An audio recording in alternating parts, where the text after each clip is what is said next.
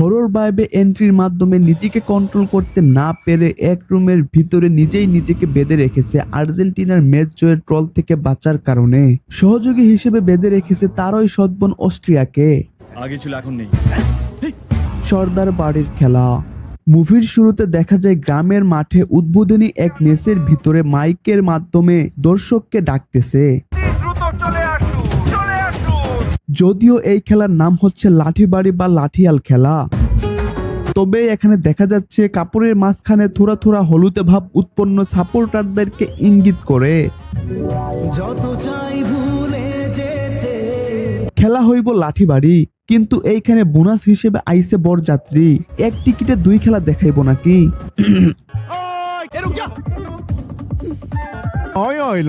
আমি আবার রাইতের বেলা চোখে দেখি না।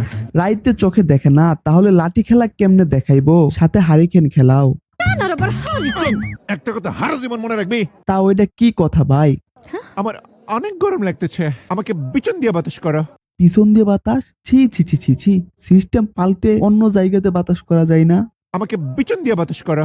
ও আচ্ছা আচ্ছা, পিছন দিয়ে বাতাস। বয়স হইতেছে তো সবই ভুল শুনি। আর তুমি আমারে বিচন দিয়া বাতাস করবা? কারে থুয়া কারে বাতাস করি? আপনি তো চোখেই দেখেন না, ওইগুলোর দায়িত্ব একটু বাড়াবাড়ি হয়ে যাইতেছে না? খেলার নাম লাঠি খেলা থাকলেও তার মাঝে ডাবল বোনাস হিসেবে বরযাত্রী আসলেও আমাদেরকে দুই খেলা থেকেই বঞ্চিত করে গানের মাধ্যমে ম্যাচ শেষ করে।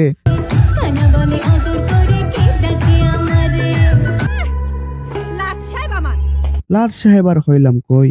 কই বই তো কথা তো না, যেন ঠকাস ঠকাস ইডা মারছে আমার কপালে। আপাই কথার উপরে কথা, বিভিন্ন কথা শুনতে শুনতে বইলা ফেলাই। রাখো, এরপর থেকে কিন্তু আমি লাঠি খেলে যাবো না। তাই রুশন ভাই চমক দেখানোর জন্য মরিচ পাতার বাড়ি দেয়। এই হইলো মরিচ বাটার বাড়ি, ফিরাইস কিন্তু বাদ খবরদার। এইটা হচ্ছে গিয়ে মরিচ পাতার বাড়ি। বাড়ির মধ্যে তেল মাখায়া রং ডং। এইদিকে এই বান্দাই গানের ভিতরে বিভিন্ন আকার ইঙ্গিত দেখতে দেখতে পাতিল পছন্দ হয়ে যায়, আর বান্দাই চুপি চুপি ফাঁকে ফাঁকে পাতিল দেখতে চলে আসে। ওই মিয়া, আপনি কারা? একটা পাতিলের জন্য মানুষ কত কিছুই না করে। তোমার পাতিলটা আমার খুব পছন্দ হয়েছে। পাতিলটা যে ভালোই পছন্দ হয়েছে এটা বোঝা যাইতেছে। যে কোনো মূল্যে ওইটা আমার লাগবে। ডিপ্রেশন। এদিকে হাতে বালু নিয়ে টুস মাথায় ঢেকে উঠিয়ে আ করে চিৎকার করে শুরু হয় পেটুক মামার সার্কাস খেলা। চারপাশ থেকে আকার ইঙ্গিতে ব্রাজিলিয়ান সাপোর্টাররা টানতে থাকে। কাকুর মাথায় মেসি ভর করায় জোড়া টানে গোল দিয়ে দেয়, যার মাধ্যমে জানান দেয় পাতিলে বাড়ির সাথে সাথে লাঠিয়াল খেলা। ছোটবেলায় আলহামদুলিল্লাহ কয়েকবার লাঠিয়াল খেলা দেখা হয়েছে, তো এখন এটা আমাদের দেশে ধরা চলে পুরোপুরি ভাবে বিলুপ্তির পথে। এই খেলার ভিতরে তাদের হাত চলে একদম চরকির গুড়ানোর মতো, তবে এইখানে এতটা স্লো মোশনে লাঠিয়াল খেলা আমার জীবনে দেখি নাই। একজন দাঁড়ায় থাকে আর সেই সুযোগে রুশান ভাই পেটের ভিতরে গুটা দিয়ে ফেলিয়ে দেয়। খেলা এইখানেই শেষ। এই অপমান সহ্য করতে না পেরে শরীরের ভিতরে জ্বর চলে আসে। ডিপ্রেশন। জ্বরের মাথায় মুখের রুচি বেড়ে যায়। সুজা সদর গিয়া খালি খুরমা খামু খুরমা। তার সাথে তার ছেলের রুচিও বেড়ে যায়। আমিও খুরমা খামু। শখ রে শখ। দেখেই বোঝা যাচ্ছে অভাবের সংসার। সংসারের বুঝাবাইতে এবার বিদেশ ছুটার পালা। কিরা তো না শব্দ নাই করে। অতি যত্নে আদরে ঘেরা তাদের একটা পশুর নাম। পারিবারিক দরিদ্রের মাঝখানে হার মেনে যায় এবং তাকে স্যাক্রিফাইস করার পালা। নিও নাও রে। এদিকে আজগর গড়গড় করে আবার বাড়িতে আসে। তোমার নাম কি? পাতিলের ধান্দায় হাতাহাতি করতে থাকে, এই আপনি কেডা? কিন্তু পাতিল তার নেশা। পাতিলটা আমার দাম সরা দাম দিব। পাতিল নাকি তার সঙ্গে নাচানাচি করে। নাচে। তাই পাতিল তার লাগবেই, বিনিময়ে বন্ধক নিতেও সে প্রস্তুত। আমার 1 মাসের লেগে বন্ধক দাও। No way. আজগরকে তরবর করে বাড়ি থেকে বের করে দিতে চাইলে ডরাইছি তাই কাপড় নষ্ট করে দেই। উল্টা বই দেখিয়ে চলে যায়। থানায় যায় খোঁজলো আমার নামে কয়টা মার্ডার কেস আছে। এদিকে রসুল দালাল হায়ার করে বালের খেলোয়াড়কে 5,000 টাকার বিড়ি টানার বদলে বুলবুলকে হারাতে হবে। টাকা। পরের দিন কাদের মেম্বরের বাড়িতে কাদা ছুড়াছুড়ির খেলার আয়োজন করা হয়। রীতিমতো খেলা শুরু হয়।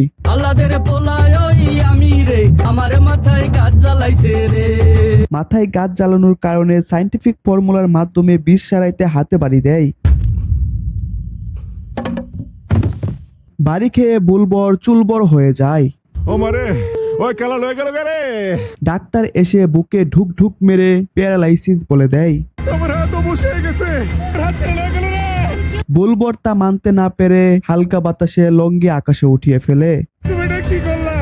আমার হাত ফিরে দাও। তবে এই সিনটা দেখেন একদম পিওর ন্যাচারাল। আমার হাত ফিরে দাও। বুলবর প্যারালাইসিস রোগী হওয়ায় ফলমূল না খেয়ে সর্বশান্ত হয়ে যায়। সর্বশান্ত হইছস? কিন্তু তাইলে বিদেশকে যাইবো। বিদেশে আমি যাবো। যেই কথা সেই কাজ, 2 সেকেন্ডেই পাসপোর্ট রেডি। মেয়ে বলেই সম্ভব। দালালরাও যে এত তাড়াতাড়ি কাজ করে এটাও মানতে হবে। হাই খুদা। তবে কিছু কিছু জায়গায় যে সায়েন্স দুর্বল, ওইটা আবার সব সময় মুখে বলাও যায় না। পরের সিনে বিদেশ যাওয়ার জন্য রেডি। তোমারে যাইতে দিব না। আমি তোকে ভিক্ষা করে খাবো, তাও তুই বিদেশ যাইস না। তোর সংসারের বোঝা বুলবুলের মাথায় উষ্টা মেরে নিয়মকে ভঙ্গ করে বিদেশের উদ্দেশ্যে রওনা দেয়। আইগার অ্যাক্টিং দেখতেছি, মাশাআল্লাহ কি ন্যাচারাল অ্যাক্টিং।